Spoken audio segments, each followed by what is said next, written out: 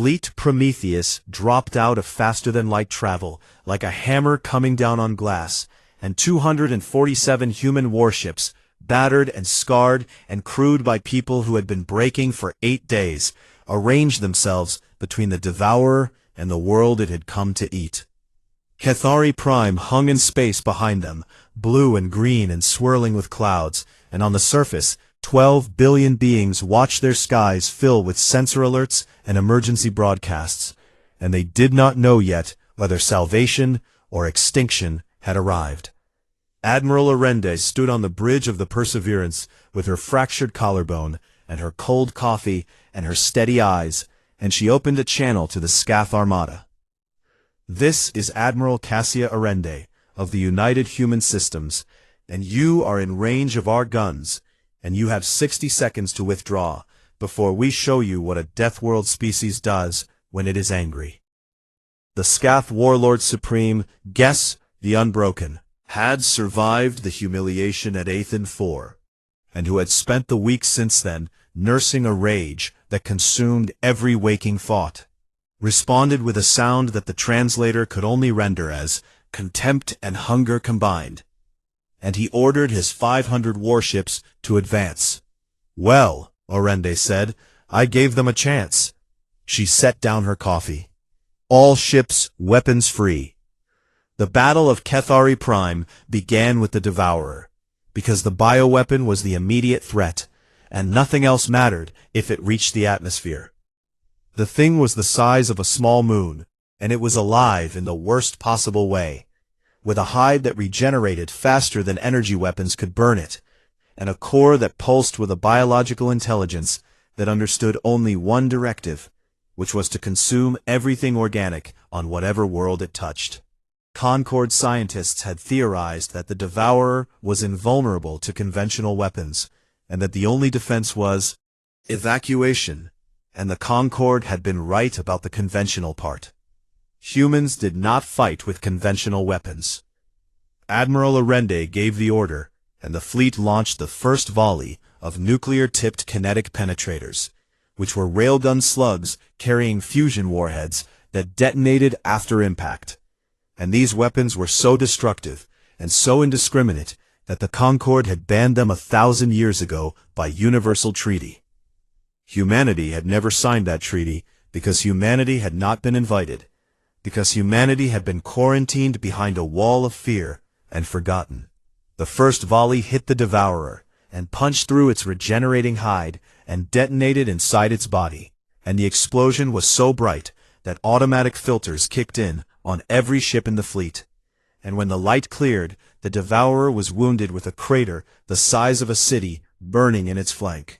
It screamed on frequencies that crossed the boundary between sound and psychic energy, and every telepathic species within 3 light-years felt it like a needle through the brain. The Devourer kept coming. Arende ordered a second volley, and a third, and a fourth, and each one carved deeper into the thing's body.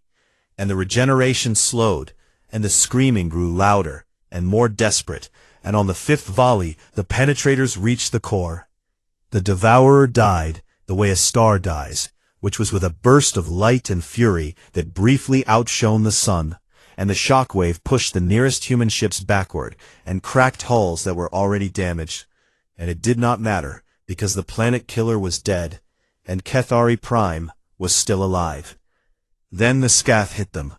500 warships crashed into the human fleet like a wave of bladed metal, and the battle became the largest and most violent engagement in the recorded history of the galaxy. The Scath fought the way they always fought, which was with overwhelming aggression, belief that the strongest had the right to consume the weak, and they outnumbered the humans 2-to-1. And their ships were fast and vicious and armed with weapons designed to crack open prey. But the humans did not fight like prey. Human ships fought in pairs, covering each other, rotating damaged vessels to the rear, while fresh ones pushed forward. And when a ship was too damaged to fire its weapons, it turned its armored prow toward the enemy, and became a shield for the ships behind it. The Concord border fleet arrived 90 minutes into the battle, and they were battered and undersized, And they had come because Ambassador Lyriel's broadcast had shamed them into action. And when they saw the scale of what was happening, they almost turned back. They did not turn back. The Concord ships were fragile compared to human vessels, but they added numbers, and they added fire, and they fought alongside humans for the first time in history. More than the tactical advantage it provided.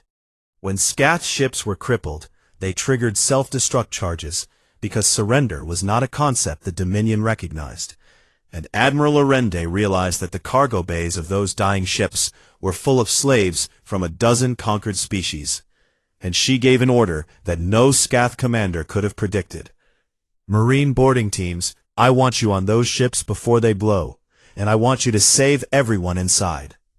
Human Marines in powered armor launched from their ships in boarding pods, and they breached Scath hulls with cutting charges. And they fought through corridors filled with venomous spined predators 3 meters tall. And they did it, not to capture the ships, but to reach the cargo bays and pull the slaves out before the self-destructs fired. Corporal Park was among the first through the breach on a Scath cruiser, and he fought his way through 3 decks of resistance with his squad. The cargo bay. They found 11 Venari juveniles, chained to the floor, with restraints designed for creatures 5 times their size. Park ripped the chains out of the floor with his powered gauntlets, and he picked up the children, and he carried them, and when the self-destruct alarm started counting down, he ran with 11 small bodies clinging to him, and he made it to the boarding pod with 4 seconds to spare. The cruiser detonated behind him, and the shock waves slammed the pod sideways, and Park held the children against his chest and took the impact with his body, and something in his back broke, and he did not let go. The battle turned when Warlord Supreme Guess, the Unbroken, made his final move, and it was the move of a predator that had been cornered and had decided that if it could not win, it would at least kill the enemy's leader. Guess rammed his dreadnought directly into the Perseverance. The collision tore open 6 decks, and Scath boarding parties flooded through the breach, and hand-to-hand combat erupted in the corridors of the human flagship. The Scath were apex predators on their homeworld, and they were 3 meters tall and covered in natural armor, and their spines carried venom that could paralyze most species in seconds. They had never fought humans in close quarters. Humans were smaller and softer, and they had no natural weapons worth mentioning, and they should have been easy prey. And for the first 30 seconds of the engagement, the Scath believed they were winning. Then the humans adapted. This was the thing about Deathworld species, and the thing that the quarantine had been designed to prevent the galaxy from ever learning. And it was simple and terrible. Humans were persistence predators. They did not need to be the strongest, or the fastest, or the most venomous, because they were the thing that did not stop. And they learned in real time, and they adjusted. And what did not work, first time worked the second time, and what did not work the second time was abandoned for something new on the 3rd attempt. The Scath venom did not work through the human's armor, so the Scath tried to tear the armor off, and the humans responded by fighting in tight formations that protected each other's weak points. And the Scath tried to use their size advantage, and the humans responded by going low and targeting joints. And the Scath tried to retreat and regroup, and the humans followed them without hesitation. Guess the Unbroken fought his way to the bridge deck, because killing the enemy commander was the only victory left available to him. And he broke through a security door with his bare claws, and found Admiral Arende standing behind her command chair, with a sidearm in her hand, and blood on her face from a cut above her eye.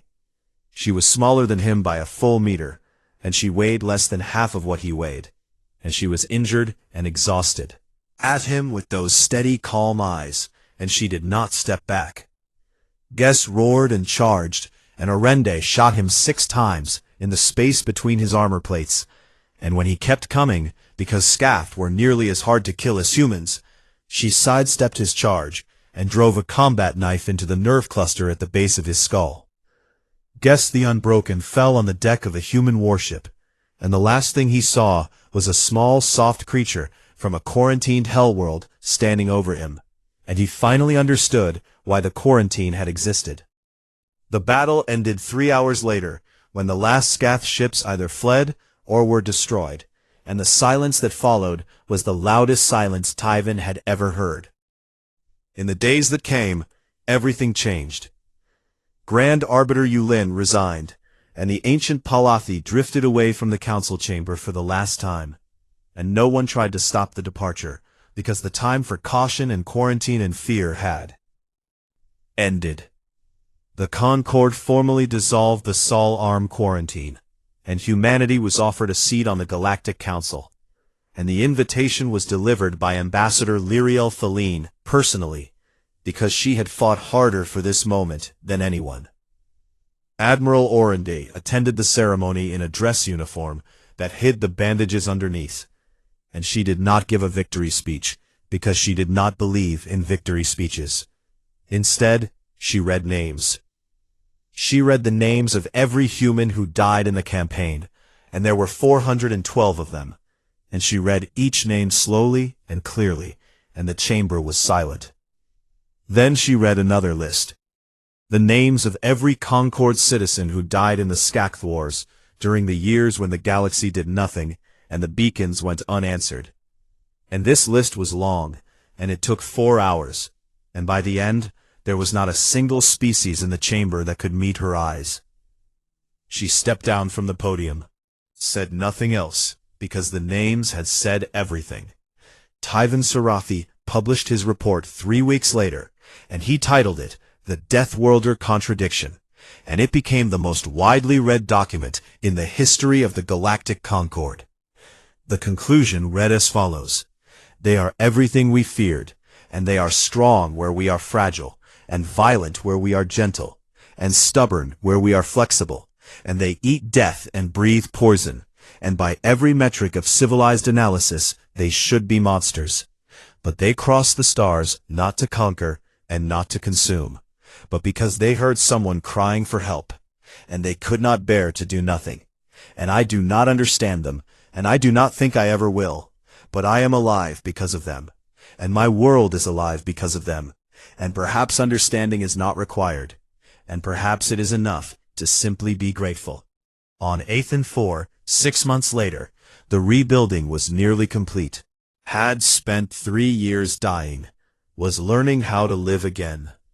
Corporal Daejung Park sat on the steps of a school that human engineers had helped rebuild, and his back still ached from where it had broken on the boarding pod. And he would carry that pain for the rest of his life, and he did not regret it.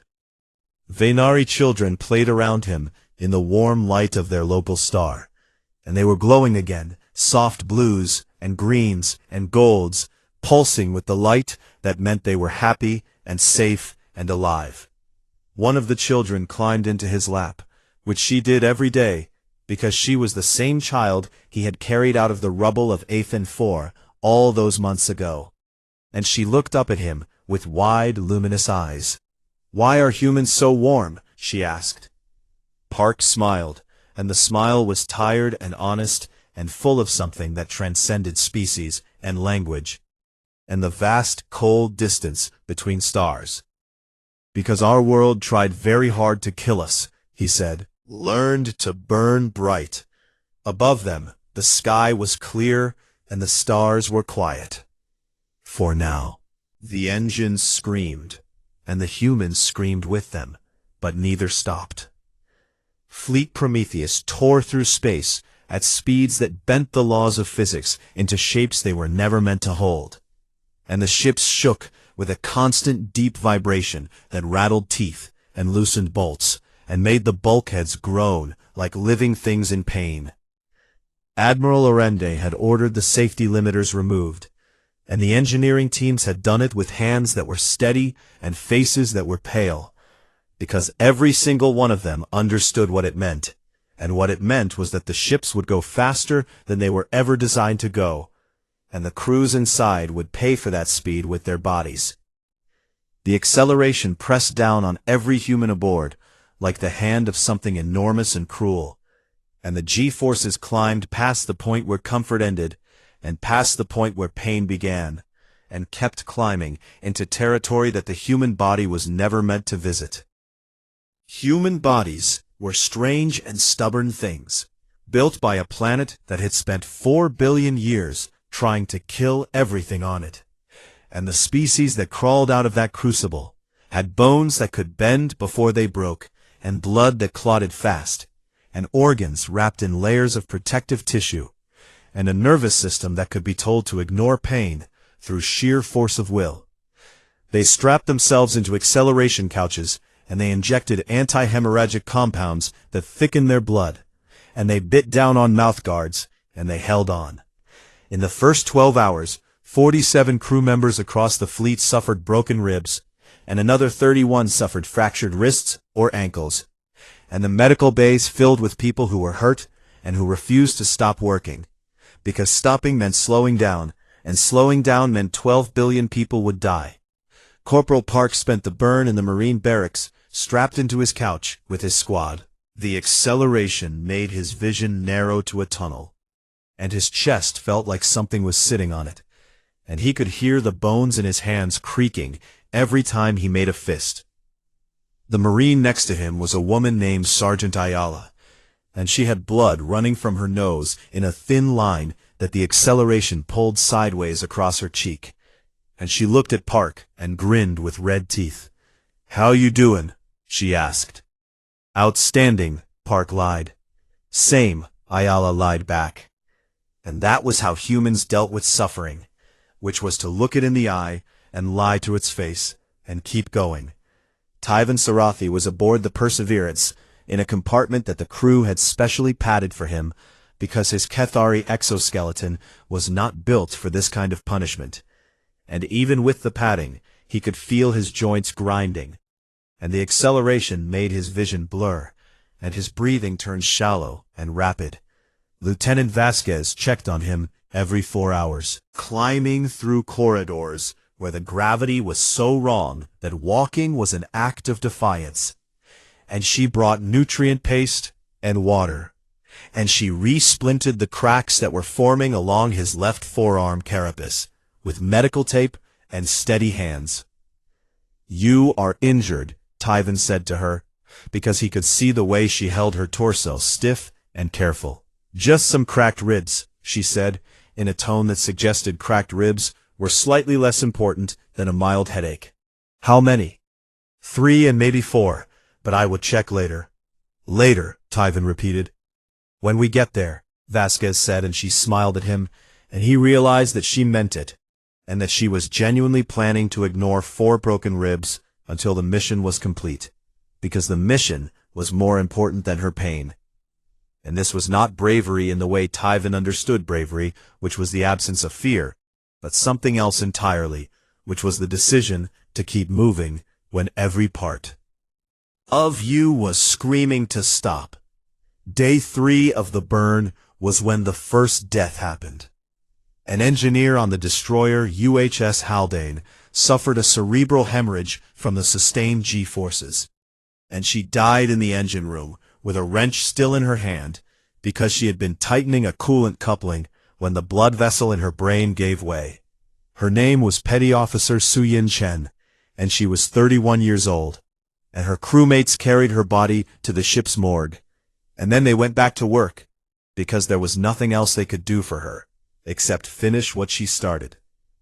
Admiral Arende received the casualty report on the bridge, where she sat in her command chair with a fractured collarbone that she had not told anyone about. And she read the name, and she added it to the list she was keeping in her head, which was a list of people she owed a debt to that she could never repay. On day 5, the fleet crossed into Concorde-controlled space, and they were intercepted by a Concorde patrol squadron that ordered them to halt and identify themselves. And Arende did not slow down, because slowing down was not an option. And she broadcast her identification and her mission parameters, and told the Concorde ships to either help or get out of the way. They got out of the way. Ambassador Liriel Feline had been busy during those 5 days, and the broadcast she sent across every Concorde communication network reached 4,000 species on 100,000 worlds, and it was short, and it was devastating. Right now at this moment, a fleet of strangers from a world we locked away and tried to forget is burning through space so fast that it is killing them. And they are doing this for Cathari Prime, and they are doing this for people they have never met. And they are bleeding, and they are dying, and they are not stopping. And while they do this, our own fleets sit in dock, and our councils debate, and our leaders calculate political costs. And I am asking every species that can hear this message one simple question. And the question is, what are we? The message hit like a shockwave, and something shifted in the Concord that day. Because shame is a powerful force when it is deserved. On day 7, Tyven could barely move, and his exoskeleton had cracked in 6 places, and Vasquez had run out of medical tape, and was using strips of her own uniform to hold his limbs together. And she had not slept in 30 hours, and her cracked ribs had become definitely 4, and possibly 5. "Why are you doing this?" Tyven asked her, and his voice was thin and reedy from the pressure. "Doing what?" "Taking care of me when you are hurt and exhausted, and you could be resting." Vasquez looked at him with eyes that were bloodshot and ringed with dark circles, and she said, "Because you are my friend, Tyven, and where I come from we do not leave friends to hurt alone." He had known her for 6 weeks, and she already considered him a friend, and she was destroying herself to take care of him. And this was so far outside the boundaries of anything he understood about interspecies relations that he could not speak for a long time. On day 8, the long-range sensors picked up Cathari Prime, and they picked up something else. The Devourer was already visible on the scopes, a biological mass the size of a small moon, moving with terrible, slow purpose toward Tyven's homeworld. And behind it, like shadows waiting to feast, sat 500 Scath warships, arranged in a formation that said very clearly, "This is a trap, and we are ready for you." Admiral Arende studied the tactical display, and she did the math in her head. And the math was bad, because 247 human ships against 500 Scath warships, plus a planet-eating bioweapon, were not good odds by any standard. She drank her coffee, which had gone cold hours ago, and she set the cup down, and she stood up. Standing sent a spike of pain through her broken collarbone that made her vision go white for a full second. "Time to arrival?" she asked. 6 hours, the navigator said. "The Devourer reaches Cathari Prime in 9 hours. Then we have 3 hours to kill that thing and break their fleet before it touches the atmosphere." Her tactical officer looked at her and said, "Admiral, the odds are—" "I know what the odds are," Arende said. "I also know that there are 12 billion people down there who are looking at the sky right now and hoping that someone is coming, and I am not going to be the reason their hope was wasted." She opened a fleet-wide channel one more time. "All ships, this is the Admiral, and we arrive in 6 hours, and every one of you has been in pain for 8 days, and I know you are tired, and I know you are hurt, and I know some of you are wondering if we can do this, and I am telling you we can, because we are human, and the galaxy has not yet figured out what that means, but today we are going to show them." She closed the channel and sat back down and reached for her coffee and finished it. Somewhere ahead in the dark, the Devourer moved, and the Scath waited, and Cathari Prime turned slowly beneath its sun, and 12 billion souls looked up and hoped. And behind them, burning through the void like a fist made of steel and willpower and cracked bones, Fleet Prometheus came. 6 weeks after the Battle of Athen 4, the name human had become the most spoken word in Concord space, and depending on who was speaking, it was either a prayer or a warning. Fleet Prometheus had liberated 3 more systems in that time, and each liberation followed the same pattern. The humans arrived, and the Scath died, and then the humans climbed out of their ugly ships and started helping people. And this combination of extreme violence, followed by extreme kindness, was driving the entire galactic diplomatic community insane, because no one had a framework for understanding it. The Concord Council was fracturing along lines that had not existed 6 weeks ago, and the debate was loud and frightened, and it consumed every session. Ambassador Lyriel Thaline of the Vaynari stood before the council chamber, and her bioluminescent skin pulsed with soft blue light that meant she was angry. And she spoke with the quiet fury of someone whose people had spent 11 years dying while this room debated procedure. They came for us, she said, when none of you would, and now you want to discuss whether they are a threat. And I am asking you to consider the possibility that the threat was always us and our willingness to let our own people burn while we argued about jurisdiction. Grand Arbiter Yulin floated in the center of the chamber like a cloud of pale gas, with ancient eyes hidden somewhere in the mist. And when the Arbiter spoke, the chamber always fell silent, because 6 centuries of authority had a weight that pressed down on everyone in the room. The Vaynari ambassador speaks from pain, and pain is understandable. But policy cannot be built on gratitude alone, Yulin said. The humans are a Class 12 Deathworld species, and every projection model we have says that a spacefaring Deathworld civilization is the single greatest threat any galactic community can face. And the fact that they are currently being helpful, the math, Lyriel repeated, and her skin turned a cold white, which meant something far beyond anger. 12 million of my people are alive because of that math you are so afraid of. The council roared with voices from 100 different species, and the sound was chaos, and it solved nothing. Meanwhile, a diplomatic delegation was sent to tour the human flagship Perseverance, because the Concord believed in understanding potential threats through direct observation. And the delegation consisted of 12 representatives from 12 different species, and not a single one of them was prepared for what they found. The ship was enormous, and it hummed with the vibration of engines that seemed too powerful for any vessel. And the corridors were wide, and built from metal that showed welding marks and repair scars, like a body covered in healed wounds. And everything about it felt heavy and solid, and built to endure punishment that would destroy anything the Concord had ever constructed. The delegation's first stop was what the humans called a gymnasium, and it was a large room filled with heavy objects that the humans picked up and put down repeatedly. And the delegation watched in horrified silence as a human female lifted a metal bar loaded with weight that exceeded her own body mass, and did this multiple times while making sounds of exertion that the translator flagged as distress signals. "She's damaging her own muscle tissue," the Palathi delegate whispered. "Yes," said Lieutenant Mara Vasquez, who was serving as their guide, and who was young and cheerful, and apparently unaware that she was terrifying.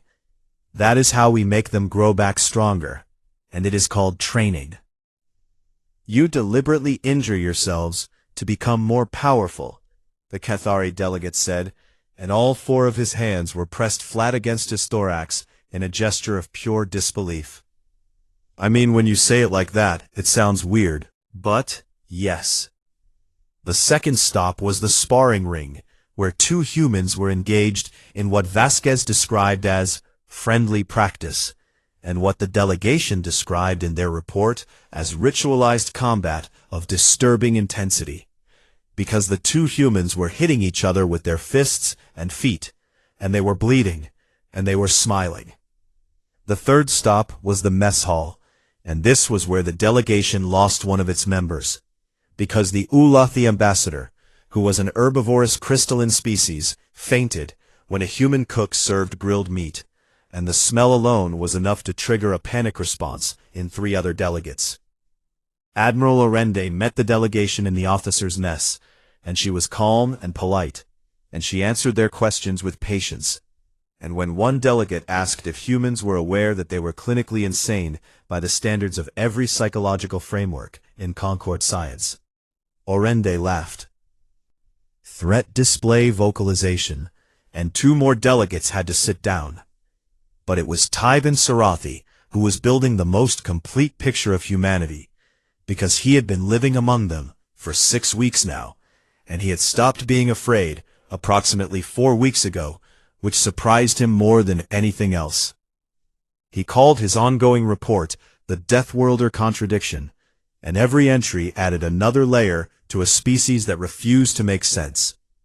They were the most efficient killers the galaxy had ever produced, and they sang songs to their children at night to help them sleep.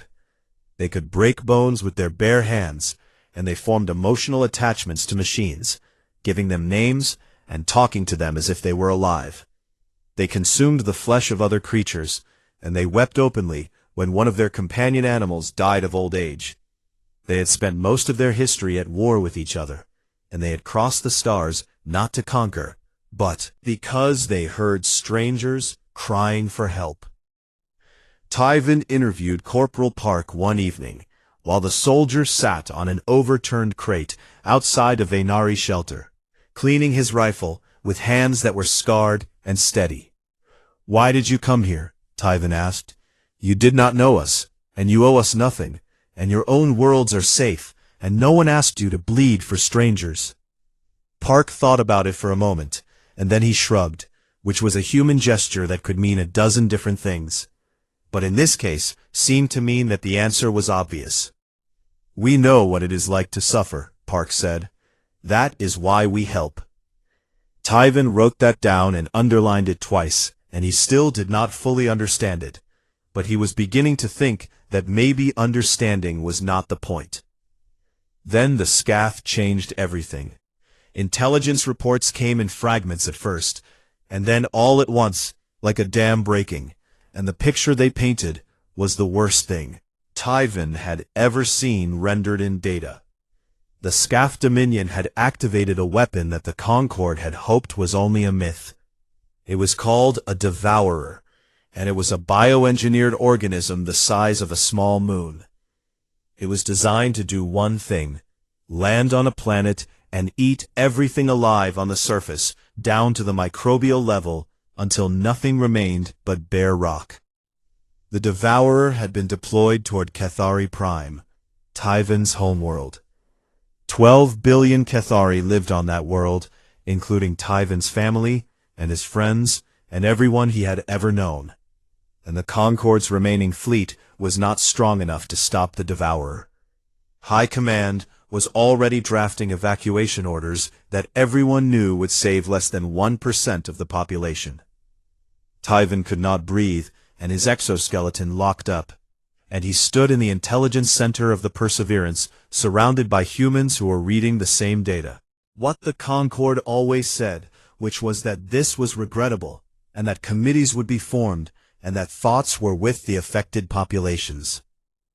Admiral Arendi read the report, and she looked at the star chart, and she calculated the distance and the time, and then she turned to her chief engineer.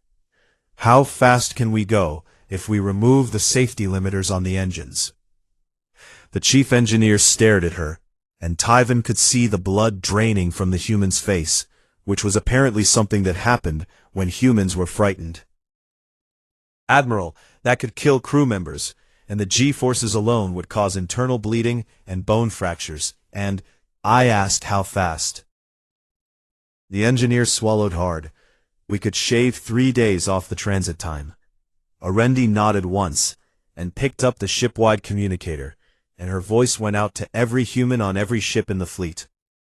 "All hands, this is the Admiral, and I am not going to lie to you about what I am asking.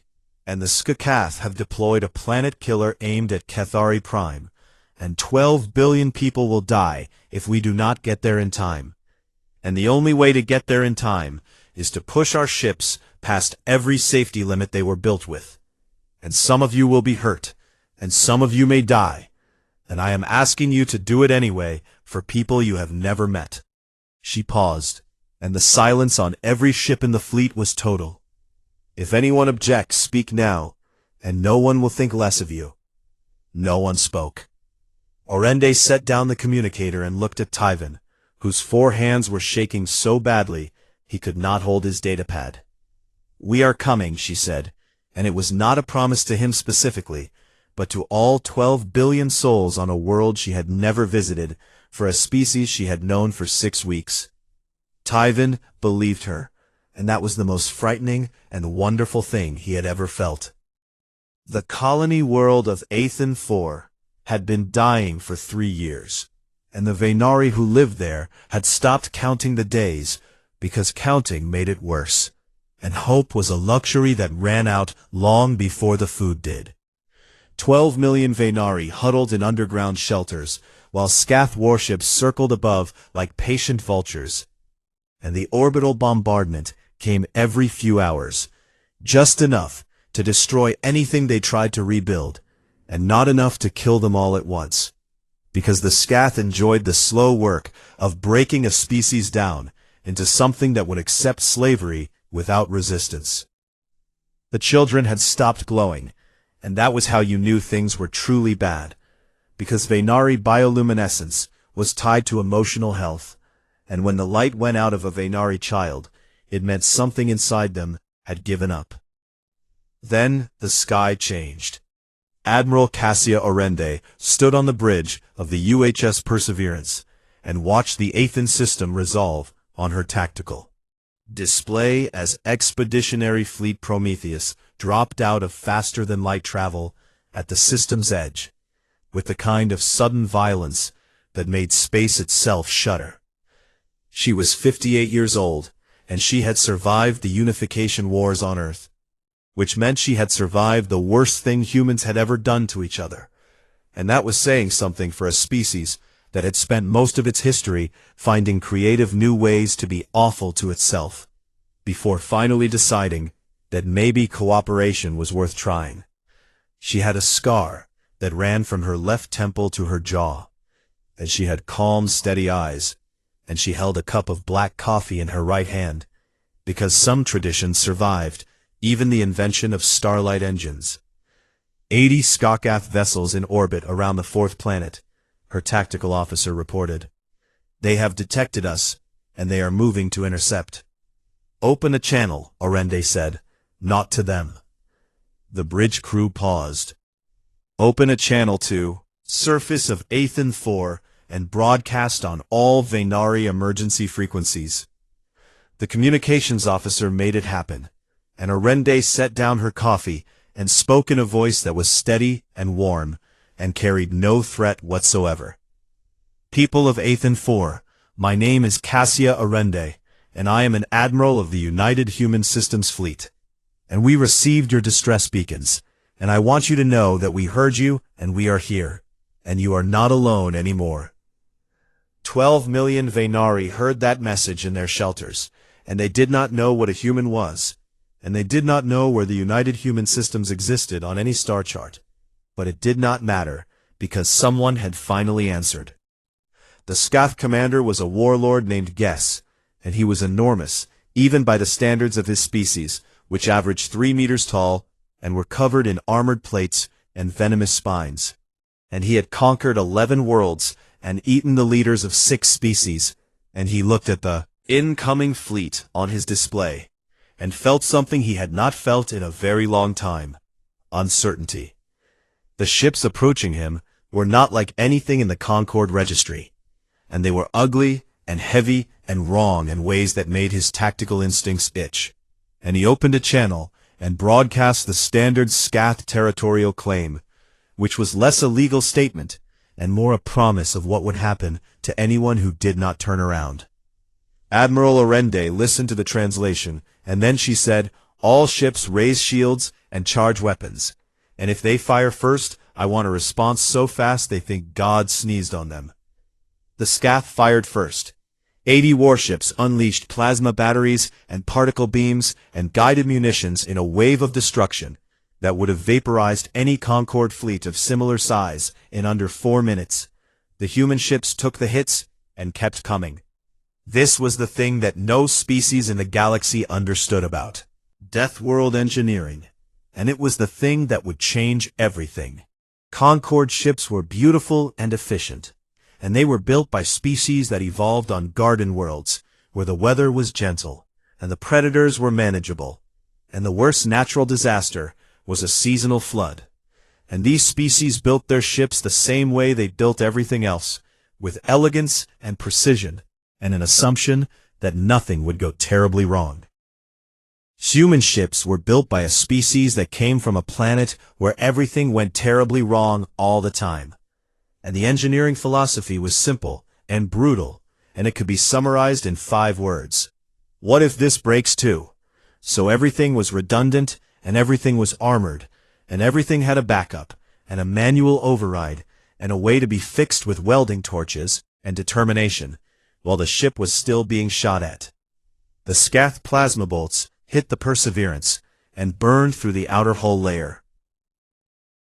And the second hull layer absorbed the heat, and the third hull layer did not even notice. Then the humans fired back. They used railguns, which were weapons that accelerated solid metal slugs to a significant fraction of the speed of light. And the Concorde considered kinetic weapons to be primitive and barbaric.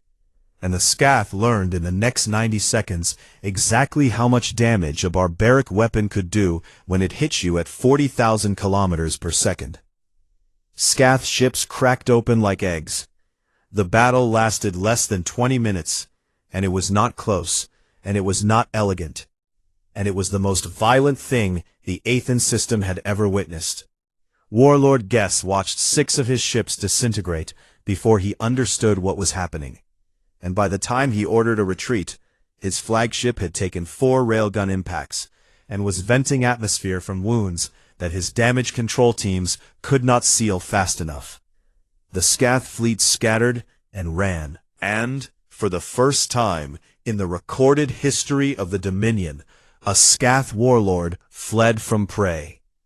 On the surface of Aethan 4, the orbital bombardment stopped, and the silence that followed was so total and so sudden that the Vaynari did not trust it at first, because silence had tricked them before.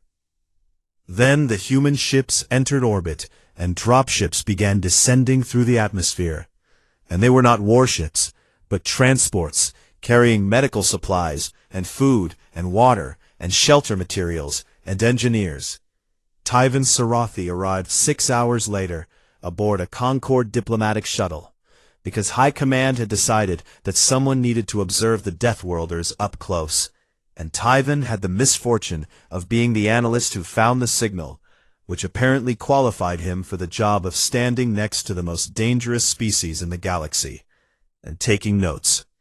What he found on the surface made him forget his fear for almost an entire minute. Everywhere. But they were not standing guard, or establishing perimeters, or doing any of the things a conquering army would do. They were building. They were setting up field hospitals with equipment that looked heavy and rugged and functional. And human medics were treating Vaynari wounded with a gentleness that seemed impossible from beings who had just torn a war fleet apart with metal slugs. Tyvan watched a young human soldier named Corporal Dae-Jung Park kneel in the rubble of a collapsed shelter and carefully lift a Vaynari child who weighed almost nothing in his arms. And the child was not glowing, and her eyes were closed, and Park held her against his chest and walked through air that was thick with toxins that would have killed most Concorde species in minutes. He was not wearing a breathing mask. Tyvan checked his instruments and confirmed that the atmospheric contamination levels were indeed lethal to 90% of known species, and the human was just walking through it like it was a mild inconvenience. Park carried the child to the field hospital and set her down on a treatment bed, and a medic started working, and Park turned around and walked back into the rubble to find more survivors. Tyvan stood there with his datapad in all 4 of his trembling hands, and he tried to write something coherent in his report, but all he could manage was a single sentence. They are terrifying, and they are kind, and I do not know what to do with both of those things being true at the same time. Above the planet, the human fleet held its position, like a wall of steel and fury and silence, and somewhere far away, Grand Arbiter Yulin read the battle report and realized that the galaxy would never be the same. The listening post at the edge of known space was never meant to find anything important, and the crew of 6 insectoid Cathari who worked there had accepted long ago that their careers had been quietly buried in the deepest corner of the galaxy. Tyven Sarathi was the youngest among them, and he spent most of his shifts staring at data streams that never changed, and drinking warm nutrient broth that always tasted like metal and dust combined into something that offended all four of his hands every time he raised the cup. But on the 407th day of his rotation, something changed. A pulse hit the receiver array with so much force that two of the backup systems triggered emergency shutdowns, and the main console screamed in alarm that Tyven had never heard before in his entire training or his time on Station Valley 9. He set down his cup, and all four of his hands moved across the controls at once, pulling up the signal data and trying to make sense of it. What the instruments were telling him. The signal was not encoded in any known Concord cipher, and it was not compressed or filtered or shaped in any of the ways that civilized species transmitted information across the void between stars. It was raw and loud, and absolutely unafraid of being heard. Tyven ran the translation matrix 3 times, because the first two results made no sense, and the third result made even less sense, but at least it was consistent. The signal said one thing, and it repeated that one thing over and over and over again, like a heartbeat pushing through the dark. "We heard you, and we are coming to help." Tyven felt his exoskeleton go cold from his head down to the base of his thorax, and he pulled up the directional trace and followed the signal back to its origin point. It came from the Sol Arm. Every species in the Galactic Concord knew about the Sol Arm, the way every child knew about the monster that lived in the deep water beneath the bridge in old stories. And you did not go there, and you did not talk about it, and you certainly did not expect anything to come out of it. The Sol Arm had been quarantined 4,000 years ago, when Concord survey teams first cataloged the third planet orbiting an unremarkable yellow star. And the report that came back was so horrifying that the Grand Arbiter at the time had sealed the entire region and classified the native species as a Category 12 existential hazard. The planet was a nightmare wrapped in a thin layer of breathable atmosphere, and the creatures that lived on it survived tectonic upheaval and ice ages and mass extinction events and oceans full of predators and air full of toxins. And they did not just survive. They thrived and multiplied and built things and broke things and fought each other with such ferocity that the survey team concluded they would destroy themselves long before they ever reached the stars. Wrong. Tyven sent the data to Concord High Command and waited. And when the response came back, it was from Grand Arbiter Yulin personally, which meant either Tyven was about to be promoted or he was about to disappear. Yulin was ancient even by Palathi standards, and the Palathi were a gaseous species that could live for 1,000 years, drifting through the halls of power like sentient fog with opinions. And Yulin had governed the Concord for 6 centuries, with the kind of patient calm that came from being functionally immortal and deeply tired of everyone else. The Grand Arbiter dismissed the signal as an echo or a malfunction, or perhaps a scath trick designed to create panic along the border. The Scath Dominion had been eating Concord worlds alive for decades now, and the war was going badly. But that was classified information, and the public believed everything was under control, because the public always believed everything was under control, right up until the end. Moment it was not. Tyven wanted to believe the Grand Arbiter was right, and he wanted to go back to his warm broth and his boring data streams, and his quiet, uneventful career at the edge of nowhere. Then the second signal arrived. This one was different because it carried data, and the data was terrifying in its precision. Star charts of over 30 Concord systems, rendered with accuracy that suggested long and careful observation from somewhere that should not have had the technology to observe anything at all. Atmospheric composition analyses of inhabited worlds, with notations about which gases were breathable, and which species lived where, and what their biological tolerances were. And at the end, a short message that hit Tyven harder than the first signal ever had. Your distress beacons in the Vaynari corridor have been active for 11 years, and we have been listening, and we need to know why no one in your government has responded to your own. People calling for help. Tyven knew about the Vaynari corridor because everyone in the military knew about it, even if the public did not.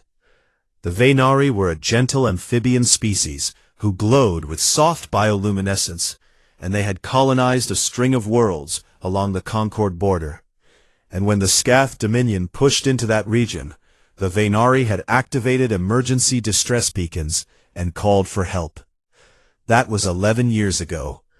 The Concord had debated and discussed and formed committees and issued statements of concern, and the Scath had continued to burn and consume, and the Vaynari had continued to die, and the beacons had continued to pulse their desperate rhythm into the void. And someone had heard them. Not the Concord with its 4,000 member species, and its vast fleets, and its ancient wisdom. Someone else. Tyven pulled up the long-range sensor array and aimed it at the Sol arm, and what he saw made every joint in his body lock. With pure, involuntary terror, 300 ships were moving through the quarantine zone in tight formation, and they were moving fast, and they were not slowing down.